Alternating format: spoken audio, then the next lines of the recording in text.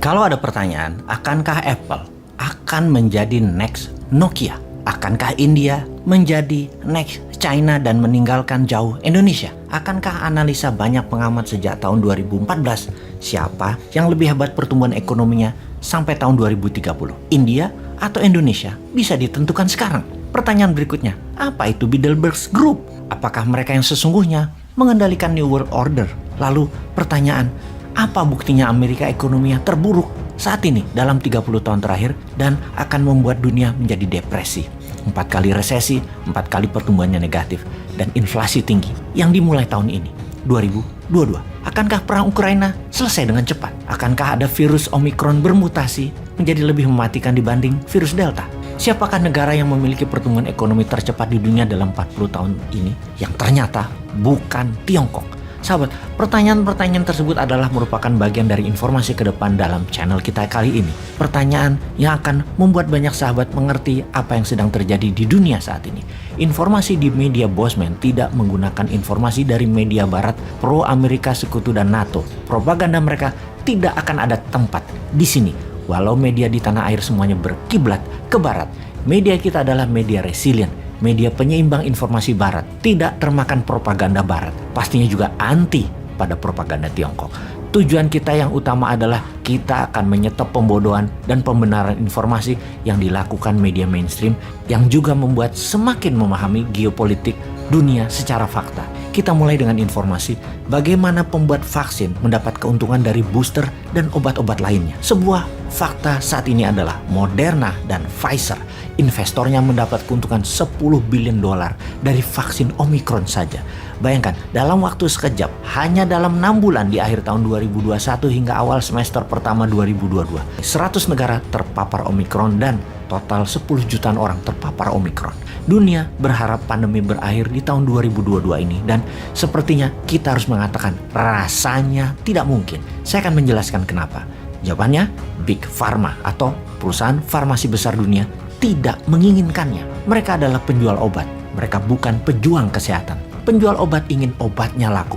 Pejuang kesehatan ingin masyarakat sembuh dan selalu sehat. Jadi, virus Wuhan Corona ini merupakan golden rule. Setiap kemunculannya, setiap penyebarannya, setiap mutasinya adalah keuntungan bagi Big Pharma. Siapa yang paling diuntungkan? Siapa lagi kalau bukan Moderna dan Pfizer? Bernie Sanders, mantan calon presiden Amerika dari Partai Demokrat, berkali-kali mengatakan melalui cuitannya di Twitter, Moderna dan Pfizer, para investornya memperoleh keuntungan dari saham kedua perusahaan tersebut senilai 10 billion dolar hanya dari berita meningkatnya sebaran Omicron di akhir tahun 2021. Sudah saatnya perusahaan farmasi besar itu membagikan keuntungannya buat masyarakat dan mulailah mengontrol ketamakan kalian. Enough is enough. Apa maksud perkataan Bernie Sanders ini? Maksudnya adalah, bayangkan di tahun 2020, Moderna misalnya sahamnya adalah perusahaan yang merugi. Di tahun 2021 memperoleh 7 billion dolar keuntungannya. Ini sangat masif luar biasa. Beda lagi dengan Pfizer. Pfizer di tahun 2020 keuntungannya mencapai 8 billion dolar. Di akhir tahun 2021, Pfizer membukukan keuntungan 19 billion dolar, meningkat 124%. Kita rangkum sekali lagi. Di banyak negara, pemerintah, dokter, dan saintis ingin mencari cara untuk mengakhiri pandemi ini. Namun tidak bagi Big Pharma. Pfizer dan Moderna sibuk dengan memperbaiki model bisnis mereka. Dan agaknya kita harus bisa membaca ke arah mana Big Pharma membuat pandemi ini untuk tidak pernah berakhir. Kita mulai menghitung berapa biaya satu injeksi suntikan vaksin buatan Pfizer. Catatan dari Kementerian Kesehatan Inggris, biaya satu suntikan vaksin adalah $1. Dan berapa dijualnya? Hampir 30 dolar atau 30 kali atau 3000%. Itulah biaya yang harus dibayar oleh banyak pemerintahan di dunia ini. Bagaimana dengan Moderna? Sama, satu dose, satu injeksi sekitar 30-40 dolar. Dan ini adalah biaya yang dibayarkan oleh pemerintah Afrika Selatan dari data kami. Namun Big Pharma punya argumen di mana mereka mengeluarkan biaya jutaan dolar, bahkan billion untuk research dan development. Dan itu sudah tahunan lamanya. Namun itu bullshitnya mereka. Ingat, Moderna dan Pfizer keduanya mendapat insentif dari pemerintah Amerika. Moderna mendapatkan biaya 2,8 billion dolar dari uang pajak negara Amerika. APBN itu istilah Amerika adalah tax money. Pfizer juga sama, memperoleh 2 billion dolar. dari pemerintah Amerika. Jadi Moderna dan Pfizer dapat subsidi dari pemerintah Amerika namun tetap bisa menentukan harga jual sendiri. Mereka juga menjual dengan harga berbeda ke negara yang berbeda dengan maksud berbeda tentunya. Vaksin adalah tool.